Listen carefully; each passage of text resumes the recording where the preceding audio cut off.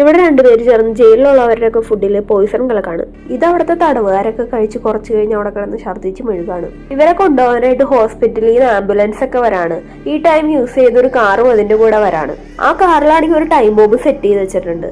ഈ ടൈമിൽ ജയിലിനുള്ളിൽ ആ പോയിസൺ കലക്കി അവന്മാര് ബാത്റൂമിലേക്ക് വരാണ്. അവര് ബാത്റൂമിന്റെ ഫ്ലോറിൽ ഒരു ഹോൾ ഉണ്ടാക്കിയിട്ട് അതിന്റെ ഉള്ളിൽ കൂടെ ഗ്യാസ് കടത്തി വിടാണ്. ആക്ച്വലി ആ ടോയ്ലറ്റിന്റെ അടിയിൽ ഒരു വലിയ സീക്രട്ട് ലോക്കർ ഉണ്ട്. അതിന്റെ ഉള്ളിൽ കോടിക്കണക്കിന് വിലപിടിപ്പുള്ള സ്വർണ്ണമുണ്ട്. അത് കടത്താൻ വേണ്ടിയിട്ടാണ് ഇവന്മാർ ഇങ്ങനെയൊക്കെ ചെയ്യുന്നത്. ഇവന്മാർ ആ ഗ്യാസ് കത്ത് പിടിക്കാൻ വേണ്ടിയിട്ട് ആ ഹോള് വഴി ഒരു സ്റ്റോൺ ഉള്ളിലേക്ക് ഇടാണ്. ആ സ്റ്റോൺ ആണെങ്കിൽ ആ ഗോൾഡിൽ ഇടിച്ച് അവിടെ മൊത്തം ബ്ലാസ്റ്റ് ആവാണ്. കറക്റ്റ് ടൈമിൽ തന്നെ ആ പുറത്ത് കിടക്കണ കാറും ബ്ലാസ്റ്റ് ആവാണ്.